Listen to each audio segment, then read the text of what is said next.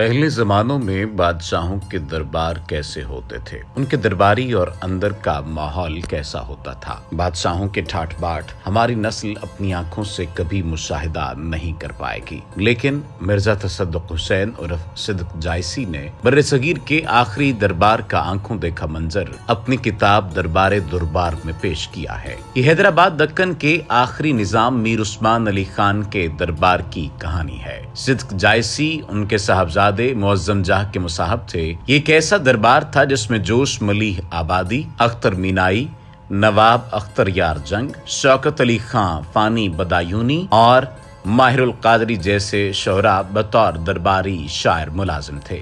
दरबारे Durbar के मुसन्निफ सिद्दीक जायसी ने 1936 के आखिरी महीनों में हैदराबाद दक्कन में कदम रखा और दहाइयों तक वो शाही दरबार से वाबस्ता रहे। डेली पाकिस्तान हिस्ट्री पर हम इस सीरीज में सिद्दीक जायसी के अपने अल्फाज में नाजरीन को दरबारी माहौल से आगाह करेंगे। ये सीरीज एक आपबीती की शक्ल में गुज़श्ता से पेवस्ता तर्ज पर नाजरीन की खिदमत में पेश की जाएगी। हमारा मशवरा है कि अगर कोई नाज़र बाद में इस सीरीज के साथ जुड़े तो वो पहले की किस्तें जरूर देख ले ताकि इसको सयाको सबाक की समझ आ जाए। इस किस्त में हम दरबार में ईद के दिन की मसरूफियात का जिक्र करेंगे। सिद्दीक जायसी दरबार में ईद के दिन का जिक्र करते हुए लिखते हैं कि मुसाहिबों की पूरी पलटन आज हिल फोर्ट में मौजूद थे।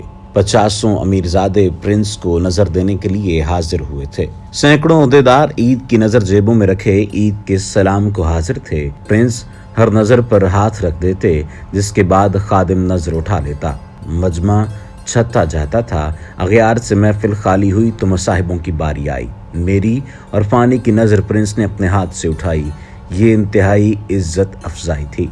हम दोनों ने शुक्रिया के साथ साथ सलाम किए। नजर के जमेले में 10 बज गए। उसके बाद प्रिंस खासे की मेज पर तशरीफ ले गए।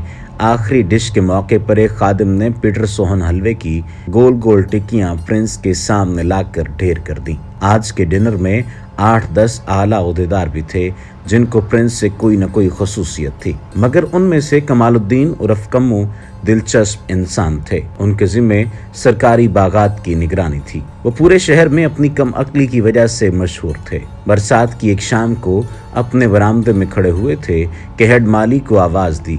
वो भीगता हुआ आया, पूछा 5 बज गए हैं, मालियों ने अब तक गमलों में पानी डालना शुरू क्यों नहीं किया। उसने घबरा कर कहा कि सरकार सुबह से बारिश जो हो रही थी। फरमाया परवाह की बात नहीं, उनसे कहो छतरियां लगाकर पानी डालना शुरू कर दें। फर्ज बहरहाल फर्ज है। मुफ्त की तनख्वाह ना मैं खुद खाता हूँ ना मालियों को खाने दूंगा। उस रोज से बरसात में माली छतरियां लगाकर गमलों में पानी डालने लगे। लायक और तजर्बाकार एजेंटों ने ईद की मुबारक रात के लिए 1 दर्जन गाने वालियों का बंदोबस्त किया था। जिनमें से बाज जवान थे जबकि बाज की जवानियां ढल चुकी थीं, मगर अपने अपने फन में बाकमाल सब थीं। प्रिंस का मंशा था कि सब की सब दरबार में मौजूद रहें। इस मुश्किल का हल ये तजवीज़ किया कि एक ताइफा सामने बैठकर गाए, बाकी गाने वालियां मुसाहिबों के पास सोफों पर बैठकर गाना सुने। 30 साल उम्र की एक मुगनिया को हुक्म मिला कि तुम फानी के पास बैठो। 20 साल वाली दूसरी हसीना मेरे पास बिठाई गई। गरज बाकी गाने वालियां भी खास मसाहिबों के पास बिठाई गई। नायकाएं बूढ़े मसाहिबों के हिस्से में आईं। पिया और केरियो भी इस लुत्फ़े खास से महरूम न रहे। अब कालीन के फर्श पर ले दे के एक नायका बाकी रह गई जो किसी जमींदार की भैंस की तरह मोटी ताजी और न तरशीदा कुंदे की तरह बदशक्ल और बदहैयत थी। प्रिंस की समझ में ना आया था कि इसे किसके पहलू में जगह दें। ये सूरत हाल देखकर मुझ में जब्त बाकी न रहा। मैंने 10 बस्ता अर्ज की, सरकार इन मुअज्जमा का भी कोई बंदोबस्त फरमा दें। मैंने आंख से ढमक जंग की तरफ इशारा किया। ढमक जंग जल कर बोले, मुनासिब होगा कि आप ही अपने दूसरे पहलू में इनको भी जगह दें। प्रिंस को लुत्फ आ गया। हंसते हुए उठे और उस बूढ़ी भैंस को पकड़कर ढमक जंग के पहलू में बिठा दिया। इस दिल लगी पर अमक जंग भी मुस्कुरा दिए। अब तबले पर थाप पड़ने लगी और बाहर से आए हुए मेहमान अपना अपना कमाल दिखाने लगे। इन मेहमानों को भी ईद का जोड़ा प्रिंस की सरकार से अता हुआ था। गाने वालियों को 1000 की साड़ी, साथियों को 100 रुपए की शेरवानियां। आज इन संगतियों की सोई हुई तकदीर सारी उम्र में पहली बार जागी थी। गरज रात कब गुजरी किसी को पता भी न चला। صبح کی اذان کی آواز سن کر ساز موقوف ہوئے۔ مصاحبوں کو حکم ہوا کہ ہاتھ منہ دھو ڈالو، اب ناشتہ کر کے اپنے اپنے گھر جانا۔